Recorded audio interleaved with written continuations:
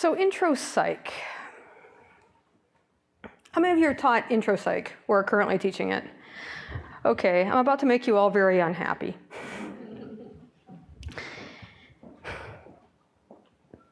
I think that teaching it's an amazing profession. We are incredibly lucky. Every time we enter our classroom, we have the ability, whether that classroom is face-to-face or virtual, we have the ability to profoundly change students' lives in remarkable ways through what we teach and how we teach. So, Intro Psych is the second most popular college course in the nation, second only to English composition, and is completed by 60% of college students who have earned 10 or more college credits. That's a lot of people. Information from bookstore orders and student purchasing surveys suggests that 1.2 million students enroll in Intro Psych annually, although some publishers estimate this number to be as high as 1.6 million. That's a lot of people.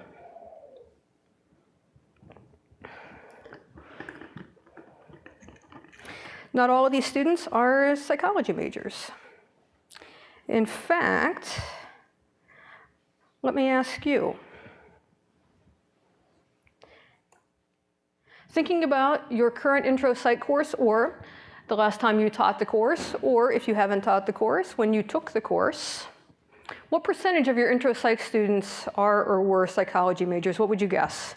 Just give me some numbers. 15%? 15%? 60%? Wow. Where? Okay. 60%. 15%? Where? Who else? 10%?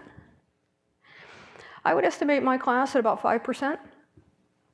I recently asked this question at STP, Society for the Teaching of Psychology annual conference in Phoenix last week, and most people were coming in between 5 and 10%. The truth is, we really don't know, so those estimates may actually be the best data we have. So enjoy that. So this course is not for psychology majors. It's for everybody else. More on who that everybody else is in a second. What do students remember from that course? You spend an entire semester, we're on quarters, we spend an entire term teaching students this great content of psychology in the Intro Psych course. What do they remember? This is the part where you're going to be really unhappy. Okay. Eric Landrum at Boise State and Regan Gurung, University of Wisconsin, Green Bay, did this study. They used Eric's students, and they looked at how students scored on the comprehensive final exam at the end of the course. And Eric's students scored on average 80%, which is much higher than my students' score, which is a little closer to 70% on a comprehensive final. So 130 multiple choice questions. They tracked these students down 2 years later. We'll see how pessimistic you are. They tracked these students down 2 years later, said, hey, can you take this final exam again? Guesses as to how they scored. Oh, sorry. Okay, yeah. Fist bump for 30%. I bet my 15% was right too. Well, your 30% is wrong, but thank you for offering it. Yeah. You were right in that they failed. So it was a 56% 2 years later for Intro Psych students.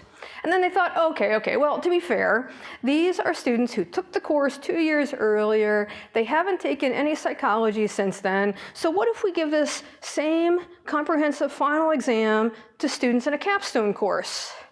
For many of them, it's their senior year. They've taken all of these psychology classes. How'd they do? 50%. Where'd I hear 60%? 60%, you get the fist bump because you're pretty close. Survey says 62%. Yeah. Significant difference? Between these two, no.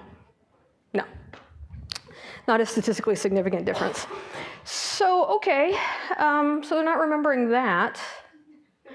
Now, I do have an issue with this study, and Eric and Regan both know that I have this issue. I talk about their data, and then I complain about it. So I haven't seen the multiple choice questions, but if they're multiple choice questions like we typically see in a publisher test bank, it's probably questions like, what is Piaget's third stage of development? Is that really what we want students to know years after they've taken Intro Psych?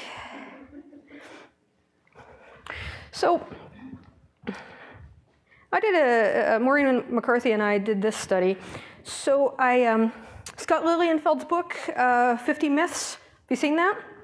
So I took 12 myths out of there that were addressed in my course.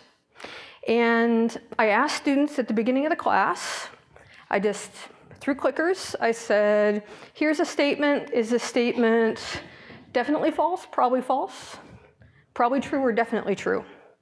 So they responded. I didn't tell them that they were all false. I just said, okay, thank you for that. And throughout the course, we're going to be covering these. Some of them I talked about in class, and I didn't refer back. I didn't say, do you remember myth number 3 on first day was, but instead it was, okay, I'm just talking about stuff in psychology. We cover it through the course. Some of these I talk about, some of them are just covered in the textbook. So at the beginning of the course, very first day, the 4 myths that I'm showing here, I did 12 or 13, but the 4 that I'm showing here, more than 20% of people charged with a felony plead insanity. A lot of students said, probably true.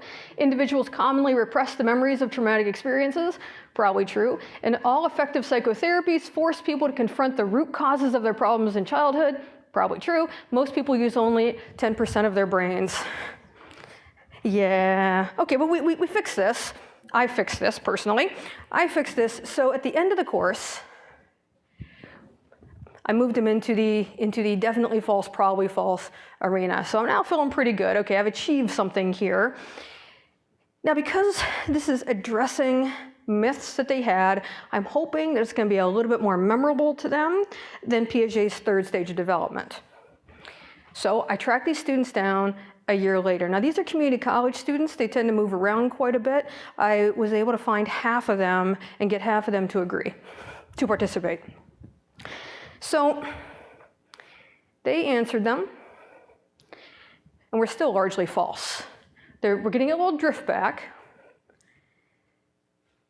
So I didn't track them down again. I didn't want to see any more drift back, so I just stopped the study right there. I did, right after, and I do want to say that I don't believe that there was any one student who said all of these were definitely false at the 1 year later. So they didn't encode it as, oh, those are all myths, false, false, false, false. Why they didn't, I don't know, but I mean, they were all, anyway. So after the study was published, I got an email from Annette Taylor at the University of San Diego, and she said she had done a very similar study, also looking at myths, same idea, but she carried the data out 2 or 3 or 4 years later, I forget what it was, and it continued to drop, that students reverted back to seeing these myths as being true. So the big lesson I got from that is don't read email from Annette Taylor.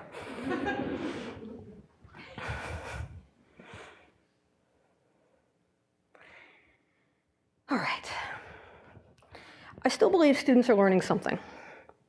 I'm holding firm to that they are learning something, they are taking something away from the course. I just don't know what it is. We also know that with Intro Psych, the students who are taking it are not our majors. It is a gen ed course for all other majors. So what do all these other majors, and by that I mean an educated citizenry, what does an educated citizenry really need to know about psychology? And what is it that we can teach that's really going to stick? In other words, what can we teach so that we're not feeling like we're wasting our time? This is also Intro Psych, where we get to make our case. I'm going to argue that Intro Psych is the most important course that we have in our curriculum. Given the number of people who take it, this is what they're going to know about psychology. A face-to-face class, you have about 48 contact hours. For every hour in the course, students should be spending 2 hours outside the course. That's not a recommendation, that's actually federal law. If you're at an institution that gets federal money, that's the lowest standard. You can set a higher standard if you want, but that's the lowest standard. 1 hour in, 2 hours out. So 48 hours face-to-face, 96 hours, students should be working on the course outside of class time. So you have, 144 hours. That's a lot of time. You have 144 hours to tell students what they need to know about psychology. No pressure, by the way.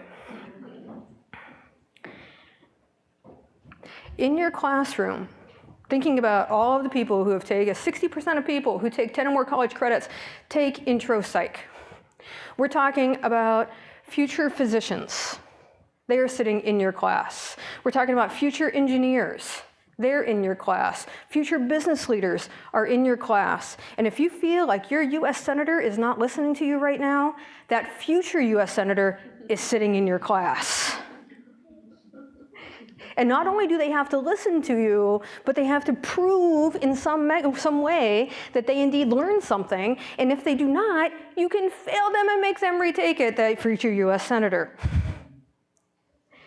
So what is it that you want all of those people to know about psychology? And that's why I'm saying this course is the most important course we have in our curriculum. Here are my neighbors. These are my neighbors. In my neighborhood, we have computer programmers. I am in the Seattle area, so they're a dime a dozen. Got a high school science teacher and an elementary school music teacher living right next door. Up the street is a limo service owner-operator. We got a Boeing engineer, an accountant, a tattoo artist, and a general contractor.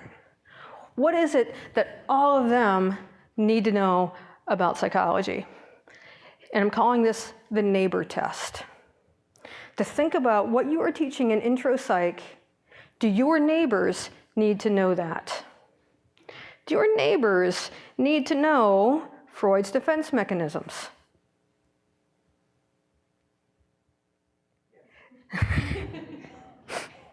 That's usually a mic drop moment. More on Freud's defense mechanisms in a second. No, I appreciate you playing. You get a fist bump for playing.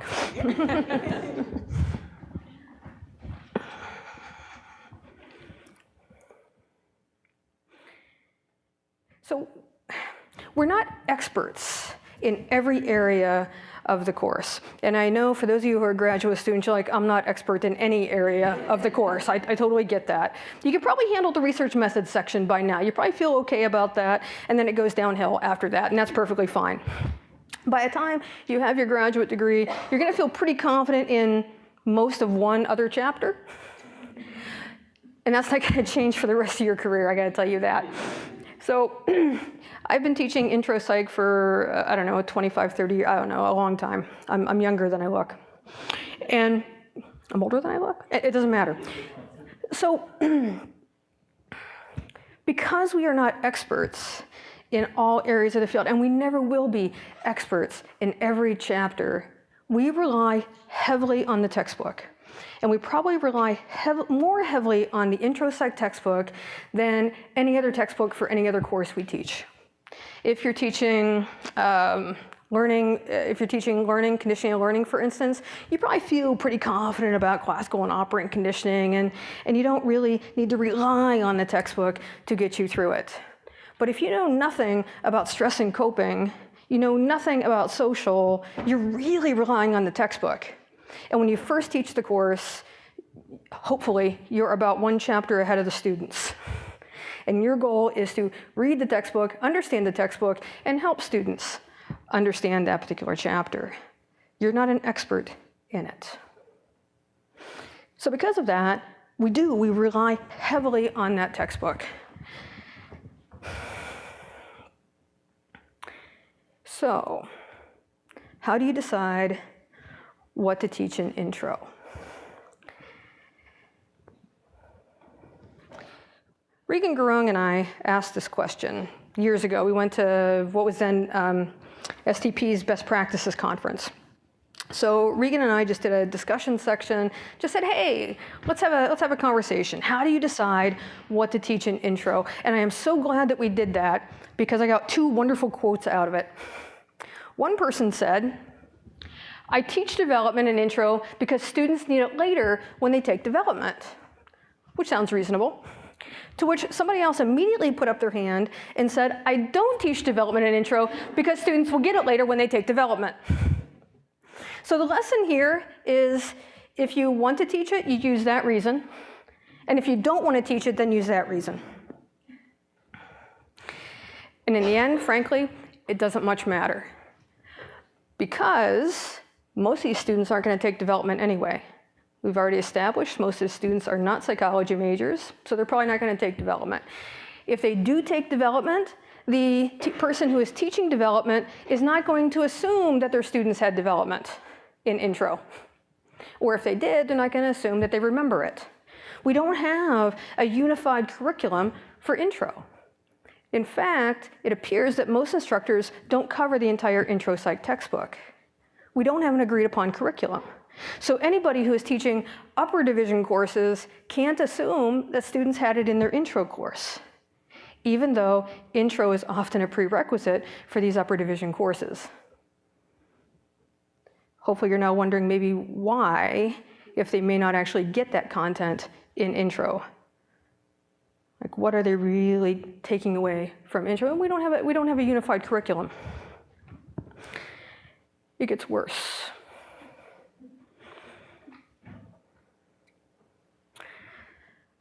Okay, we're relying on the textbooks.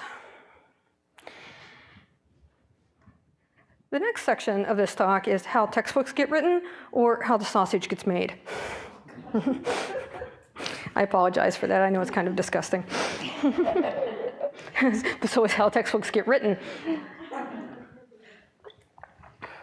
Okay. This is going to be true for any textbook, but this is especially true for intro. This is an intro-focused talk, so we'll talk about Intro Psych. Textbook authors don't get to choose what content goes into their textbook. The publishers are making decisions based on what reviewers say.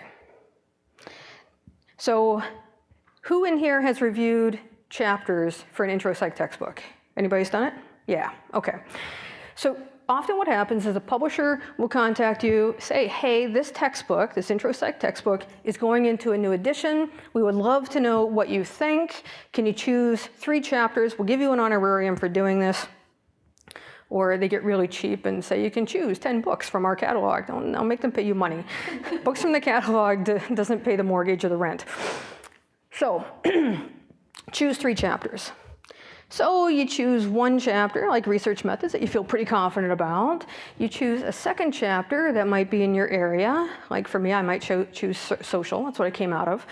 And then something that you just enjoy teaching. So maybe I choose the neuroscience chapter because it's a fun chapter for me. Notice, I don't have a degree in neuroscience. I should not have an opinion about neuroscience, but they're asking for my opinion about neuroscience. I'm going to give my opinion about neuroscience. Okay. All of us review these chapters, and the publishers, the editors who are working with the authors, take these very, very seriously. A number of years ago, I want to say it was about 10 years ago, but I've been saying that now for about 5 years. So about 15 years ago, I had a hallway conversation. I was at a conference thing at APA and had a hallway conversation with a brand new textbook author. She had just been added to an existing textbook. So there were already 1 or 2 authors there. She joined as the 3rd author. I'm not going to reveal who she is, not out of privacy for her, but because I can't remember who it was. Anyway, so she says to me, she says this whole review process and revision process was very enlightening. And she said, for example, she said, when the biopsych, the neuroscience people review the neuroscience chapter, they see things like you can take out coverage of the action potential. It doesn't need to be there. We don't need to cover that. The action for us is at the synapse. And it's a really good point, because as another friend of mine pointed out, nowhere else in the textbook is action potential ever talked about. Neurotransmitters come up pretty frequently, but nothing else about the action potential. So for the biopsych people, they're like, no, take out the action potential. Don't waste your time on that. You can basically say the neuron fires, it spits out neurotransmitter, and let's just all move on with our lives. And that sounds reasoned, but there aren't that many of them. There aren't many of those biopsych reviewers. Over here are the social psych reviewers, and the cognitive psych, and the developmental psych, and the clinical, and all of us are also reviewing that same chapter. And we all say, keep the action potential, because I teach that. I teach it because it's already in the textbook. That's why I'm teaching it. But I teach it, keep it in there. Well, because there are many more of everybody else than there are of the biopsych people, it's the economics of it. The publishers say, we can't take that out of the textbook because then all of these people will not adopt the textbook. So it stays. And this is happening across the entire textbook. That's why textbooks have become encyclopedic. That's why once content is in there, it is next to impossible to get it out because reviewers are now teaching it. Dave Myers gives the example in his Intro Psych textbook, somatoform disorders. He had it in an Intro Psych textbook. He wanted to take it out. The problem is that his Intro Psych textbook had been adopted as an approved textbook for the advanced placement exam. High school students all over the country were using that textbook. That means that content is fair game for the exam. The people who are writing the exam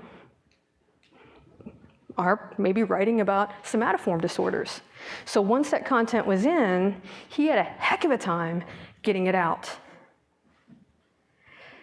So the textbooks have grown in size. Maybe not quite that size. Feels that way, though. It definitely feels that way. They've grown in size. Once content is in, it is ridiculously hard to get it out. And how much of that content should we really be teaching? How much of this content is really 50-year-old content? Is this really today's psychology? Is this really what our neighbors and what our future senators need to know? We are big fans of our history. And I think that historical content is excellent for our psych majors. It's excellent for you, our graduate students. Is it important for my general contractor up the street? Probably not. I think that we could probably teach classical conditioning without talking about Pavlov and his dogs. I think we can talk about Skinner without talking about his rats. I think we can talk about personality without talking about Freud. More on that.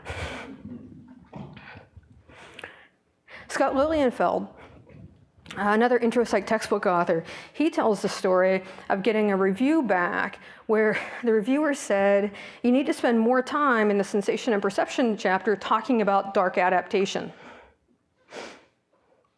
And by that, I just mean you turn off the lights and what happens with, that's it, that's dark adaptation. And Scott said he went back into his textbook and he saw he had a couple paragraphs on dark adaptation, which between you and me is about a paragraph and a half too many. What else do you need to say? It's dark adaptation, your pupils change, you know. Anyway, so those reviews were not anonymous. Scott was able to see who the reviewer was, look them up. Sure enough, he's a researcher on dark adaptation. So as researchers, we need to be, I know that we think our stuff is the most important stuff in the world, but the neighbor test, does your neighbor really, really, really need to know that? So we've taken a few cracks at figuring out what we should be teaching in intro. This was attempt number one. A number of years ago, I was chair of some APA committee and asked the APA Board of Educational Affairs for a working group, a task force, to look at what we should be covering in intro. And this was what we came up with. I'm not terribly happy with it. It didn't go as far as what I wanted, but it gives us something. So this was published in the American Psychologist a couple years ago, and it's an overall structure for intro that says research methods underpins everything. So we should definitely have an emphasis on research methods. We should talk about research methods throughout the entire course. And then we recommend, out of Pillar 1, the biological, pick at least 2 chapters there to cover. Out of Pillar 2, pick at least 2 chapters there to cover, and so on across all 5 pillars. And then inside of each pillar, make sure you're talking about ethics, something about application, something about variations in human functioning, and something about cultural and social diversity. And then at the end of the course, there should be some sort of integration that pulls it all together. And that could be an integrative assignment where you send students back through the course to reflect on how stuff is connecting.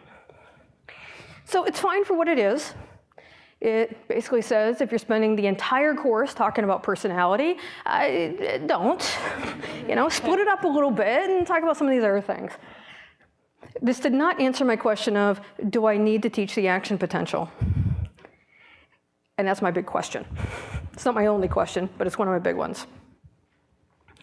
So we took a crack at that. Well, because I wasn't happy. The next task force was a joint task force between APA Division 1 and Division 2. APA Division 1 is general psychology, so they should have a big picture of what psychology is. APA Division 2, teaching of psychology. So there were 5 of us who were part of this task force, and the quest. Do I need to teach the action potential? In Intro Psych, right, you're already on board. No, let it go, stop worrying about it. Oh. We identified 22 areas in Intro Psych. Now, we're already biased because we're limiting ourselves to areas that are currently covered in Intro Psych, and we didn't look at anything that probably should now be covered and isn't. There should be a little more coverage of industrial organizational, for instance. Given the number of students we have who are going to be going into business, they should at least know something about psychology's application to business. Anyway, that wasn't part of this. It was 22 big areas in Intro Psych. I had big dreams for this. Let's contact researchers in each of these 22 areas and let's ask them, hey, big name researcher. What? Big name researcher, thank you. Big name researcher in emotion. What is it that an educated person should know about emotion? So this all sounds good, right? I mean, I got big hopes. What I had hoped is that emotion researcher would get a group of other emotion researchers, and they would sit down and over beer, they would have a discussion about what really should people know. All right, that's not what happened. We ended up getting 8 reports back out of 22. A lot of the reports were from individuals, big name individuals, but individuals saying, Steven Pinker, this is what an educated person should know about language. Bob Sternberg, this is what an educated person should know about intelligence. In his particular case, what he gave us was an outline for an intelligence course. The best ones we got came from sensation and perception and personality. Both of those groups formed committees and spent a lot of time thinking about it. The personality researchers actually surveyed their membership in the personality division. So here's the good stuff that came out of this. This was from the personality folks.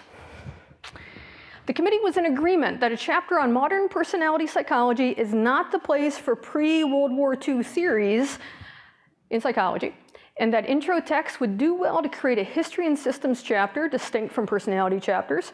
While certainly historical context should be given in modern sections, this should be weighted so that the majority coverage is given to modern work.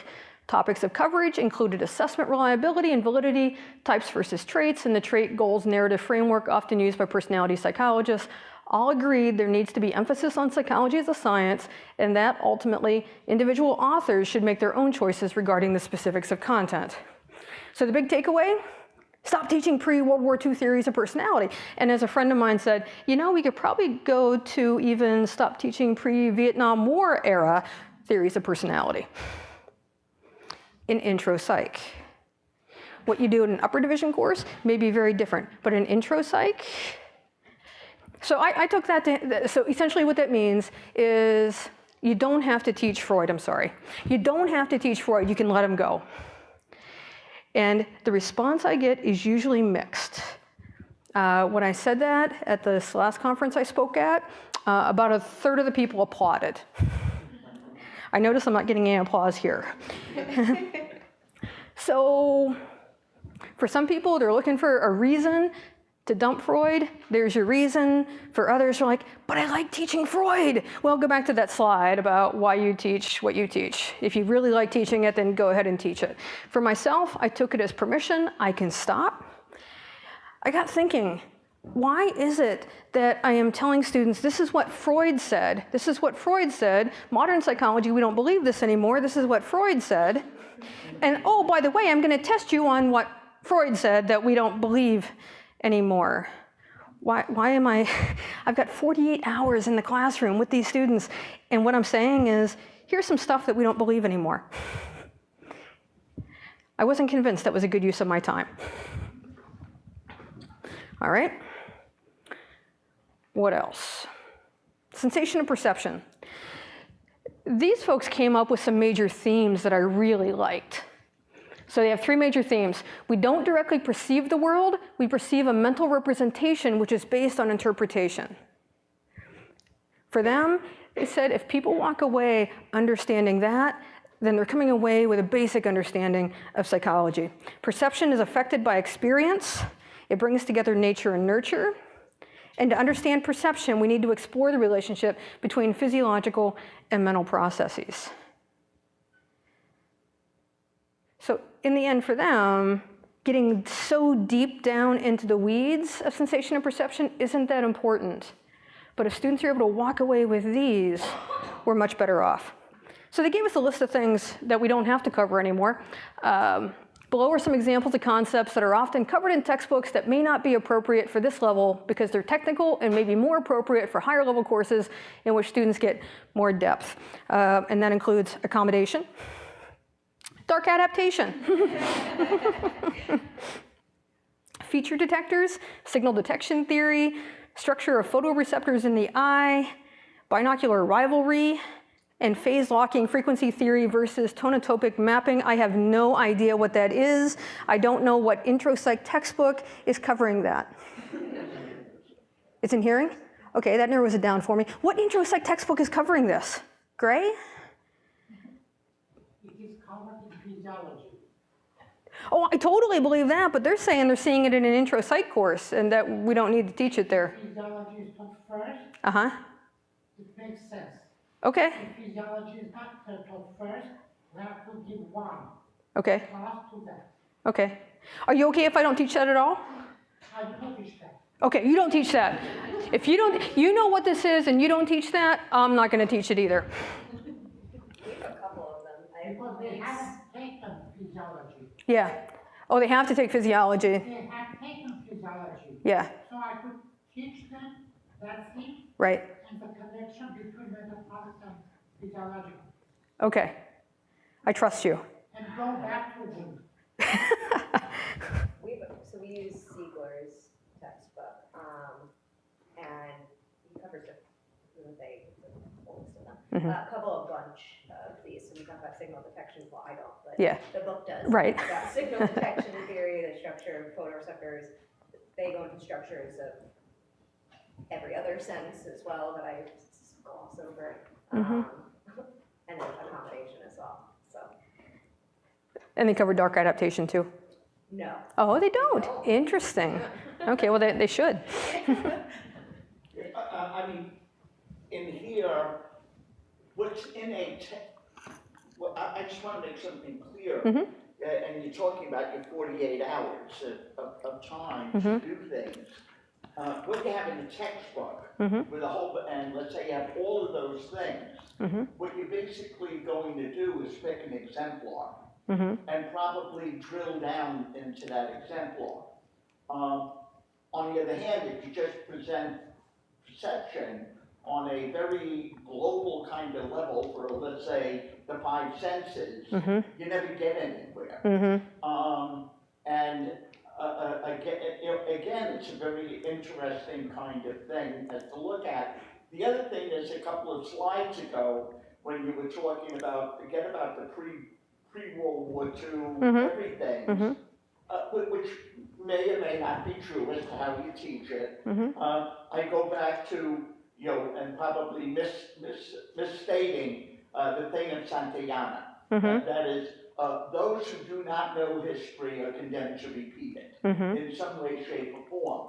And one of the whole ideas of picking a thing and going through a historical thing is to see where the idea came from and then where it failed. Or where and many of the things that you're talking about, you're not necessarily talking about data, you're talking about theories. And then theories then go into the research methods and how we systematically test it. And it's true, you don't have to know every last thing about Freudian theory, but not to mention it, it's a very interesting kind of issue. And that's what I'm saying. And this is why, I mean, again, forgetting about an encyclopedia, you can go on to an online thing and have an 11,000-page introductory textbook. One last point, that I think introductory psychology differs from introduction to almost any other area, is that people come into introductory psychology, and I think you tapped on it right in the beginning, where you said, is this probably true, probably false? They come in with preconceptions. They certainly do. Because psychology basically studies people. And whatever. And so you have to grapple with that. No, I totally agree. And the question is what we're doing in the course really effective at changing anything? I'm not quite convinced that it is yet. Okay, so here's the next attempt, and this might address some of your concerns of what I'm talking about. So this is the most recent attempt. This is happening right now. APA's Intro Psych initiative, APA IPI, which is better with an IPA. So this initiative, there are 22 of us who are working on this. There is one group looking at student learning outcomes and assessment, one group looking at course models and design, one looking at teacher training and development, and one looking at student success and transformation.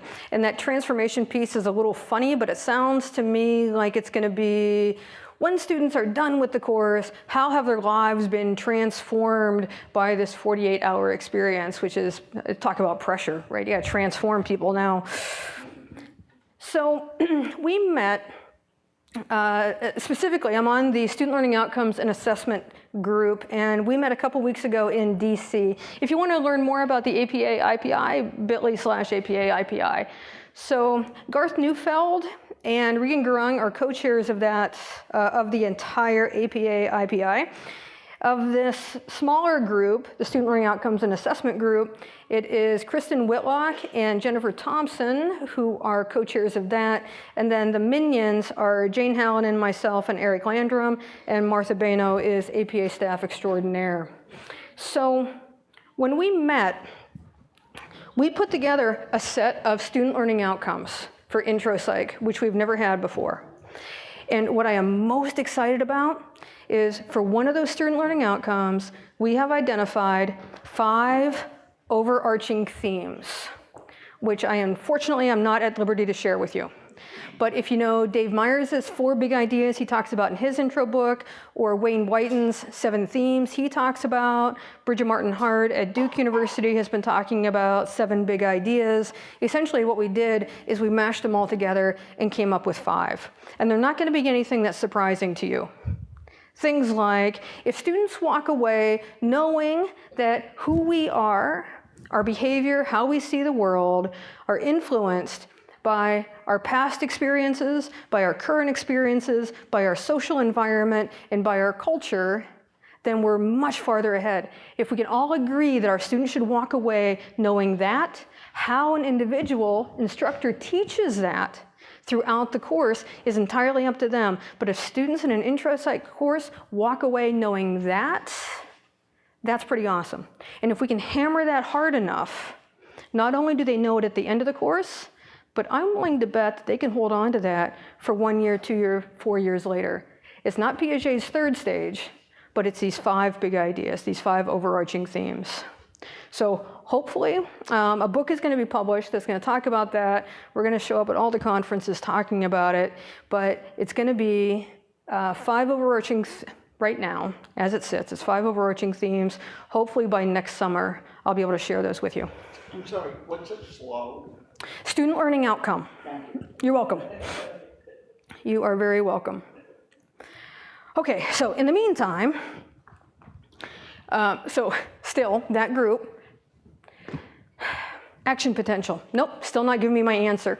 So I turn to this group. So one of the benefits of being STP president is that I get to have task forces, which is basically I get a whole bunch of people and I make them do my bidding. It's pretty awesome. I recommend you run for it. So I created this task force, and here's what they were tasked with. If we were to create an Intro Psych course today, what would it look like? If we threw out the baby and the bathwater and started all over again, what would that course look like? What content from our current course should we remove? What content should we add? And what big ideas from each content area should our students be walking away with? And lastly, what are the themes that run throughout the discipline? So at the same time, this APA group is doing their work, they're doing their work. We hope to have a task force report from them by the end of December. And this is the group that is working on that. So in the meantime, what do students think is most important? In my Intro Psych course, their very last assignment is this. And it's just this short, too. Looking back over the course, identify the 10 most important things you learned in this course. Rank order them, so the most important is number 1, second most important number 2, so on. For each of those important things, explain what the concept is and explain why it is important, and it is just that broad. I let them decide what important means. Is it important for them personally? Is it important for humanity? They can interpret it however it is that they want. I let them decide what an important thing is. It could be an individual concept. It could be a theory. I let them decide. So very last day, and this happens in my face-to-face class, everybody shows up and they have their lists in hand, and then I just pick one person. And I say, Richard, what's your number? Don't answer this question. Richard, what's your number 1? You would say what your number 1 was on your list. You would tell us, I do a little summary of what that concept was. You would then tell us why you found it important. I would then ask, anybody else have this in your top 10 list? You would say, yep, it was my number 3. Why did you have it on your list? Why was it important for you? And then I would then say, okay, and now what's your number 1? And we would do that. And so in a class of about 35 students, we pretty much get through everybody's number 1, and that's it. But they've turned in their top 10 list to me through our course management system. So I'm right now in the process of doing a little analysis of that, because I have their top 10s. So for my last class, my class from last fall, I've taken their top 10s, and it's for about 29 students. I've taken their top 10s, and I've dropped them into a word cloud.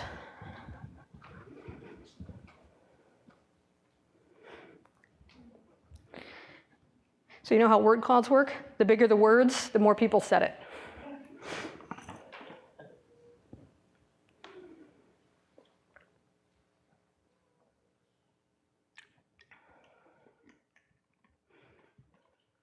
Action potential isn't on there. Although in all fairness, I don't teach action potential anymore.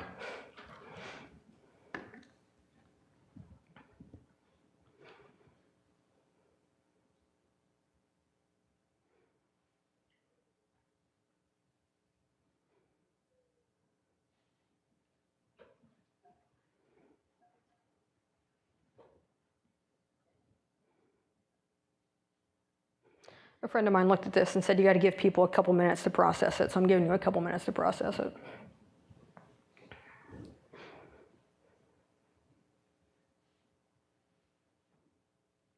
Anything in there that's surprising to you?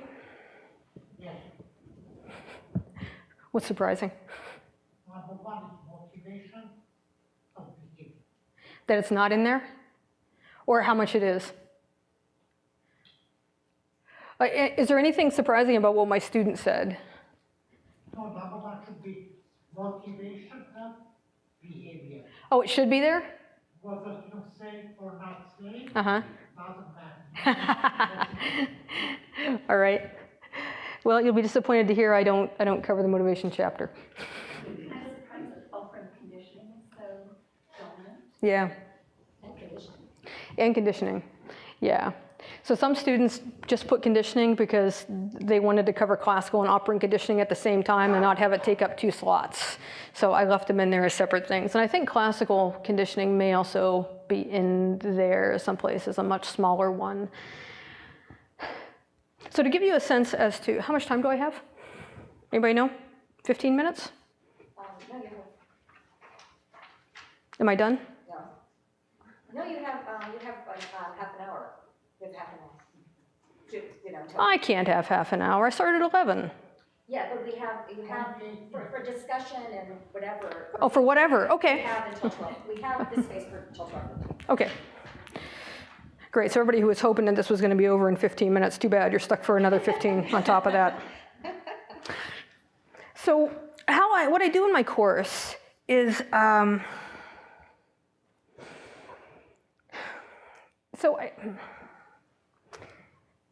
I woke up one morning and I thought, I am spending way more effort on this course than my students are. The night before, I had been trying to look at some different examples of some concept, whatever it was, and I went to sleep, and that next morning I woke up, and that was literally my first thought. I'm spending more effort on this course than my students are, and I already know this stuff. They should be putting the work in, not me. So I taught, like many of us were taught, and like many of us still teach, that I assign the chapter, I hope that you read, I come to class, I say the important things out of the chapter. Students are like, oh good, I didn't need to read after all because the professor just told me everything it is I needed to know.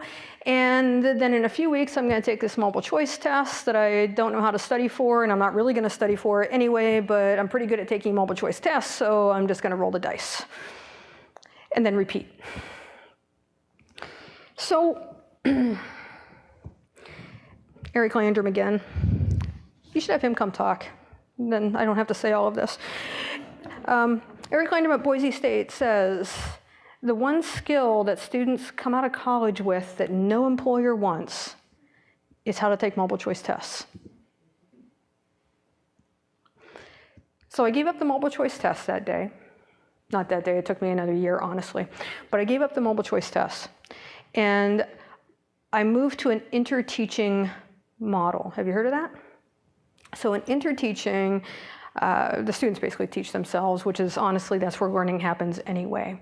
So I give my students 10 to 15 questions per chapter. And again, we're on the quarter system, so we are covering a chapter a week. So I give my students 10 to 15 questions in advance. And these are applied questions. So in the case of classical and operant conditioning, here is where this is showing up. Like I read some article, they ended up using operant conditioning principles. They don't use that word, but what I want you to do is read the chapter on learning, read this article, and tell me what the operant conditioning principles are. So students write up their responses, and we haven't talked about this stuff in class yet. They type up their responses, they submit them to the course management system, and then students come to class. They get into groups of 4 or 5. I randomly assign students to groups. And here's a little tip. Because everybody is submitting their assignments in advance, not everybody does, I can see who has and who is not.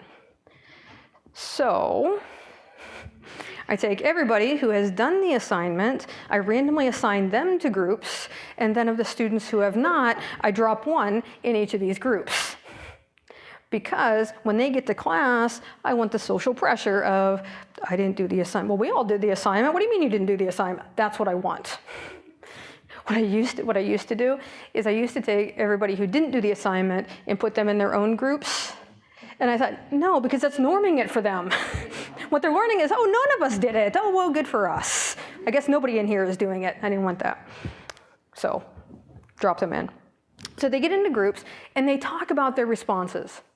And I call these write, as in writing, write to learn assignments, because I want students through the process of writing to figure out what they know and what they don't know. So they come to class, they discuss, they talk about, okay, question 1, how did everybody do on question 1? We're all good on that. Question 2, I didn't get that one. Did you understand question 2? No. Did you understand? Yeah, I understood. Can you explain it to us? Oh, that makes total sense. Question 3, none of us get it.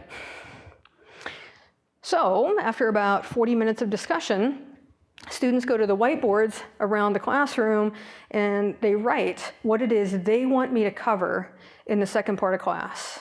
And my classes meet in 2.5-hour blocks. You can also do this in shorter blocks. Some instructors, if they got like an hour class, everybody discusses on one day, and then the next day it's lecture over the material. So I'm really putting the responsibility on the students for their own learning.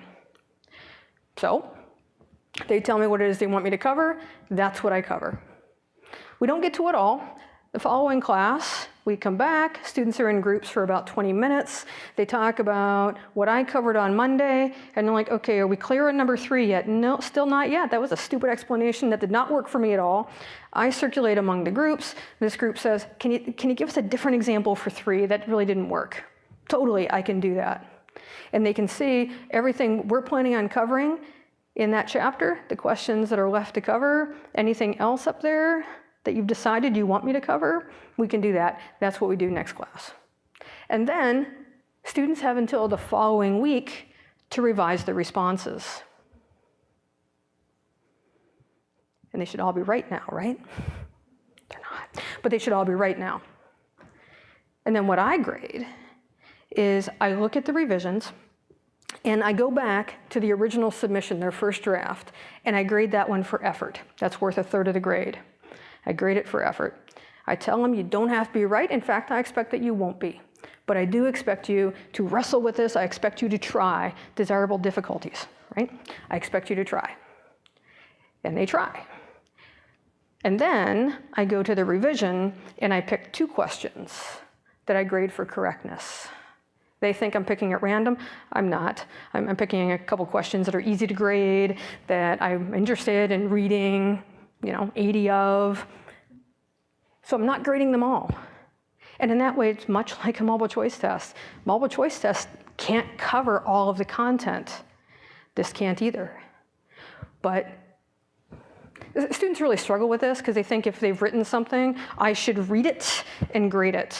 So I hammer really hard early on that this is just like what happens in their job. If they're working retail or a call center, their supervisor isn't monitoring all of their interactions. They expect all interactions to be good, but they're not going to monitor them all. They're randomly selecting.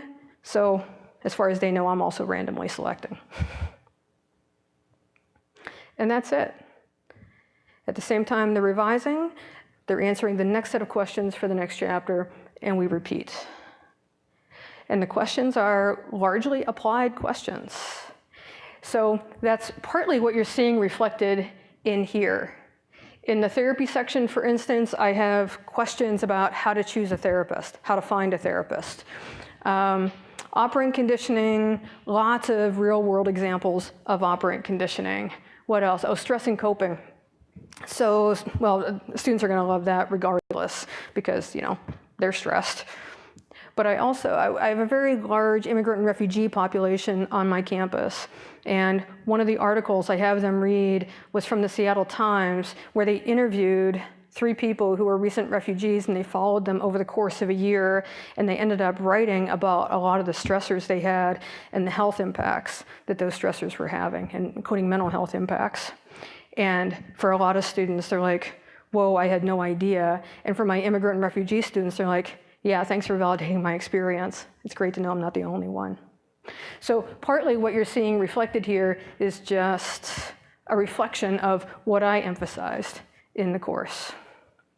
Drugs show up in various forms because I have a lot of students who have had drug use and drug abuse issues, either for themselves or for family members.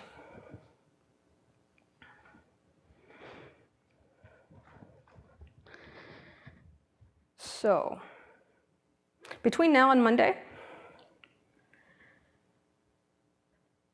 if you're teaching intro, look at what you're covering next week in your intro course and complete this sentence.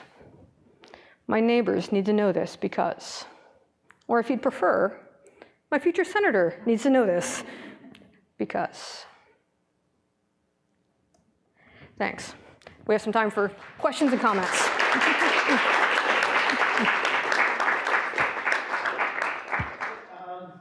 In a previous life, I served 10 years as a chair of a campus department.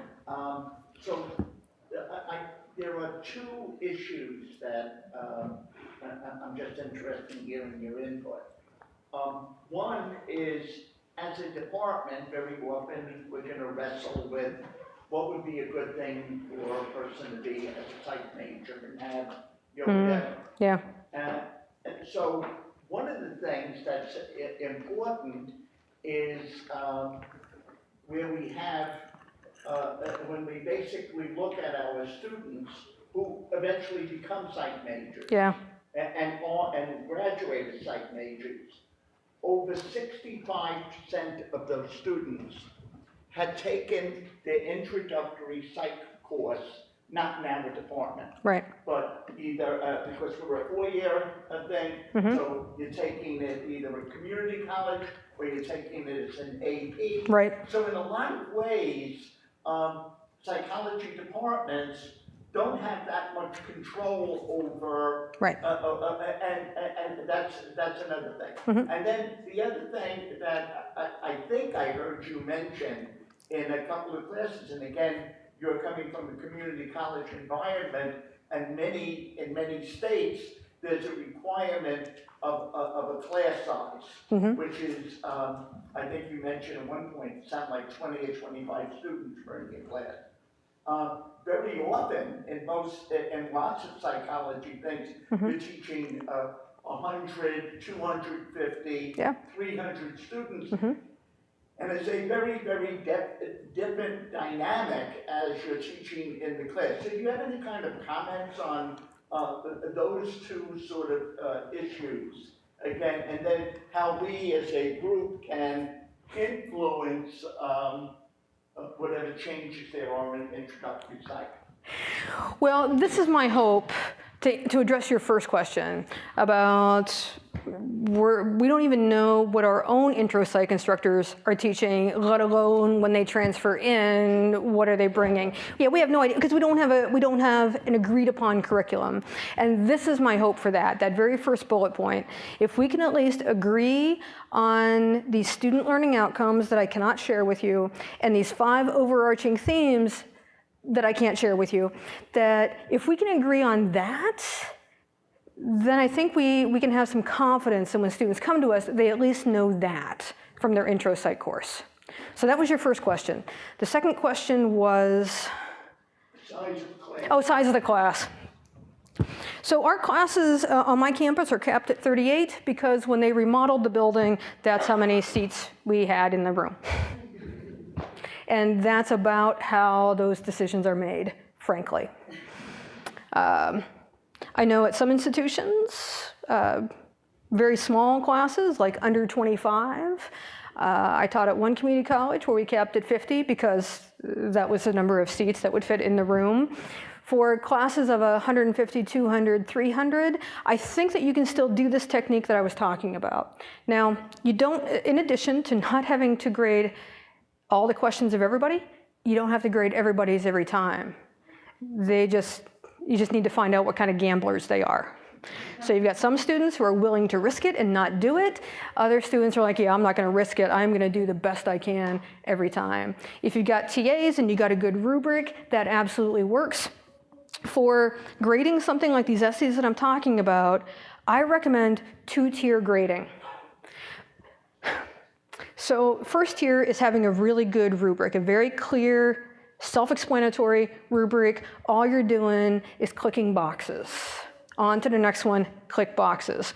Some of you feel compelled to write lots of comments. And what I will tell you, I think I'm still being recorded. Okay, I'll put it out there. What I will tell you is you have permission to stop it. Because here's the reality. Your students are not you. You are a very unique bunch of people. You truly are. When students take a test, and what you did, I'm willing to bet a paycheck on this. Granted, I'm at a community college, I don't make a lot of money, so we're not talking about a heavy bet here. But what I would say is that for almost everybody in this room, as an undergraduate, you took a test. When you missed questions, you immediately went to your book and to your notebook to figure out why you missed those questions. Am I right? No, you didn't do that? Well, there goes my paycheck. For other students, especially the low-performing students, which I'm not saying that you are, for the low-performing students, taking that test in the first place was so aversive, the last thing they want to do is revisit it. So for them, it goes in a trash can as they walk out the door.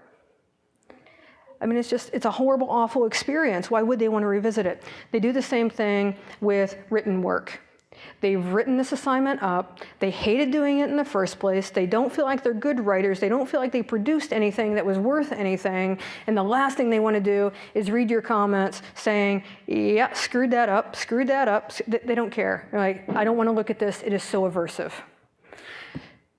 But I know how much time you spend writing those comments. It sucks up a lot of your time. And so that's why I recommend two-tier grading. First tier, here's the rubric, there you go. And then I always write a comment at the bottom that says, if you want to know more about how this was scored, please contact me. And that's when I go in and I write all my comments and I give my explanations. I don't do it for every student because the hours it would take for them not to read it is really, really pretty painful. So that's one way to handle it. And depending on where you're teaching, you're going to have more students who are going to say, yes, I want that second tier. I know one instructor who has a third of her students say, yep, give me the second tier. I usually have 2 students in any given quarter who reliably ask me for more information. Now granted, my rubrics are pretty comprehensive. It includes the right answers. So I don't know how much more information they really feel like they need. And the people who are contacting me, I'm not entirely convinced they're even looking at the rubric. But nevertheless, I'm like, oh, here's a copy of the rubric, and let's walk through it. Other questions, comments? So it's hard for me to figure out how you're using the textbook. So if the textbook is encyclopedic and the hours that they're spending out of class are spent looking at other kinds of source materials and application, where's the textbook fit in? The textbook is actually their reference. It's their first source of information.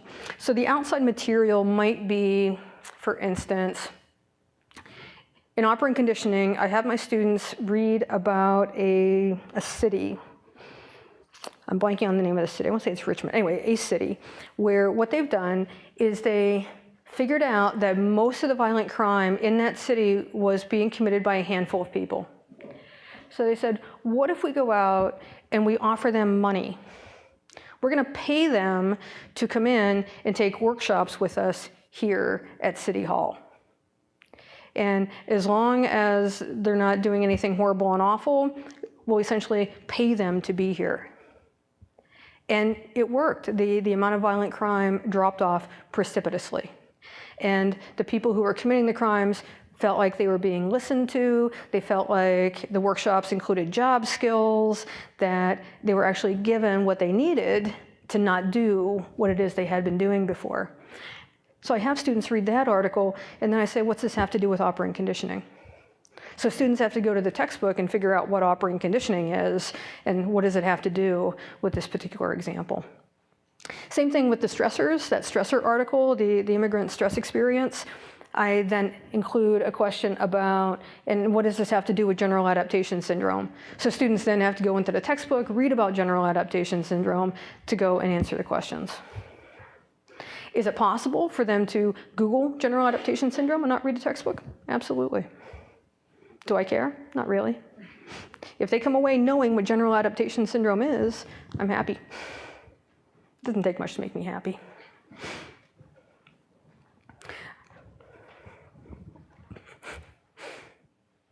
Neither of you are ready to commit. Yeah.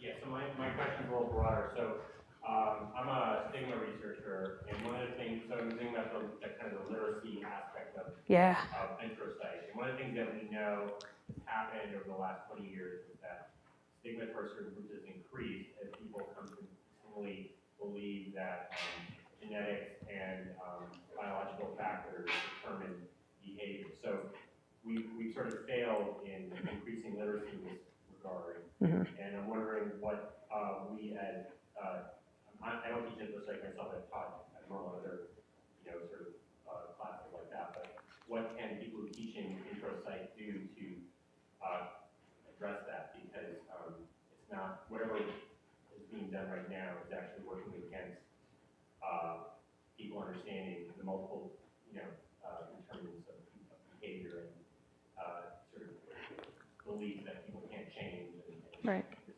othering of others has increased. I think if we take as one of the big themes in Intro Psych that biology, psychology, social environment, and culture all play a role in who we are. I think if we hit on all four of those and students are able to walk away understanding that anybody they're looking at has been influenced by those four big factors, I think we're going to be closer. Is it the answer? I have no idea, but it's an empirical question. I know it's not very satisfying. But is there something about the textbooks that's working against that? I don't think there's anything in the textbooks working against it. I think the problem with textbooks is that they are, social chapter is the social chapter. And there's no assumption that a student has read, say, the biopsych chapter, for instance. They're all meant to be standalone chapters because the publishers are trying to make all of us happy in saying, no, you don't have to cover all of the chapters, just pick the ones that you want to cover.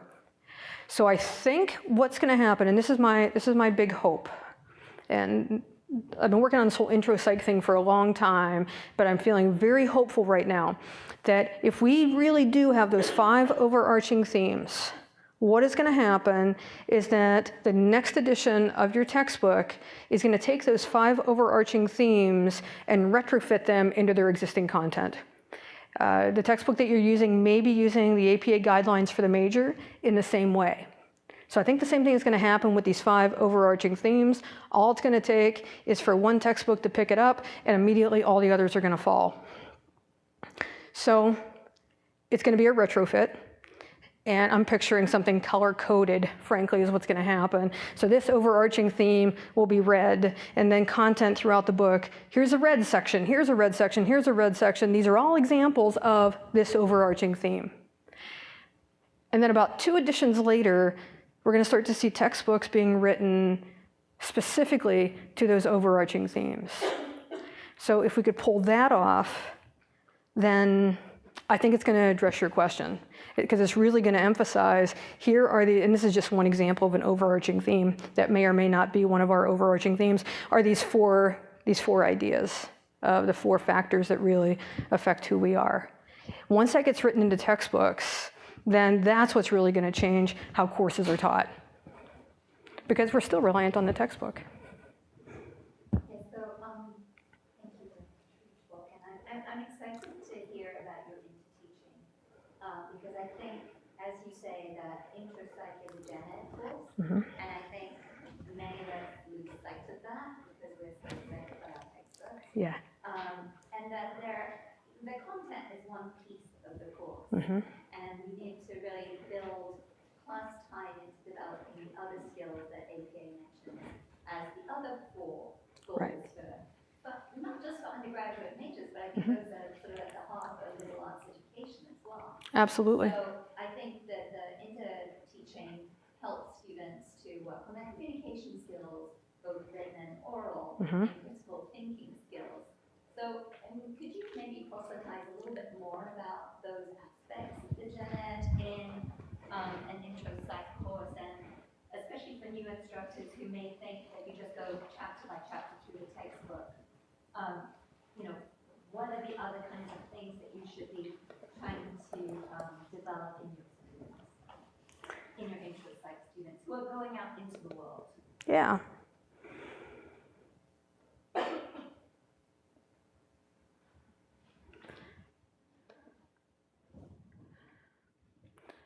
Okay.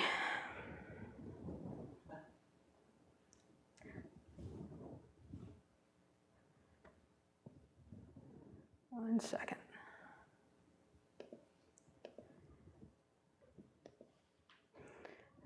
I know right now you're dying to know what this is. Oh, here we go. Okay. Okay, top 10 reasons new employees directly out of college get disciplined by their employer. This is 2007 data from University of Michigan Center for Employment, something or other. So lack of work ethic commitment. 52% of employers reported this as a fairly often or often occurrence. Unethical behavior, failure to follow instructions, ineffective in teams, inappropriate use of technology, missing assignments or deadlines, unable to communicate effectively verbally, being late for work, unable to communicate effectively in writing, failure to take initiative. Something you see in students?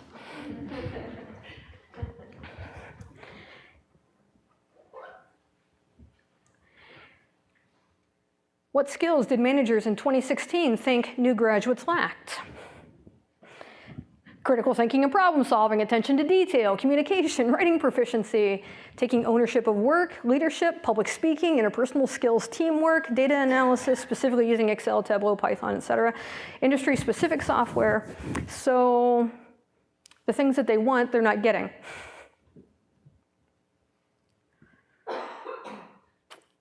Everybody get a photo of that?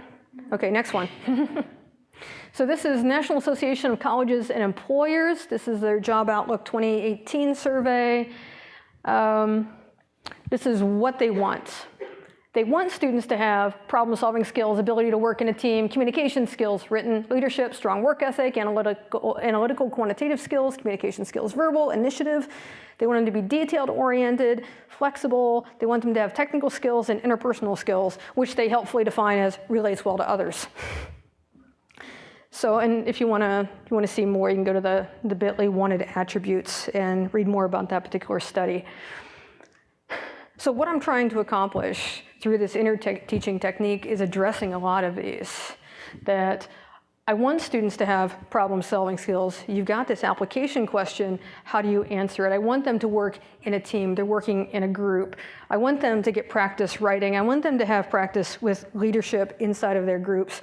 I want them to do the work and to own the work. I want them to, we do address a little bit the analytical and quantitative skills, not as much as what I probably should be doing. They are talking to each other in the group. It is detail-oriented, and the late piece isn't in here, but I don't accept late work, period. That you've got all the deadlines, you know what all the work is, you got to plan your life accordingly. I also hammer them really hard on, we're on quarters. So we're in class 5 hours a week. That means they need 10 hours outside of class. So like, you got to be spending 15 hours each week on this course. And I set that expectation up from the very get-go.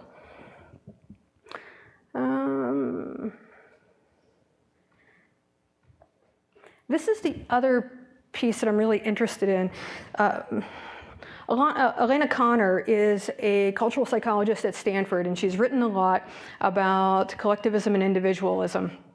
And her take is that none of us, I'm gonna say it that way, her take is that very few of us are all in one camp or all in the other, but we're composed of both.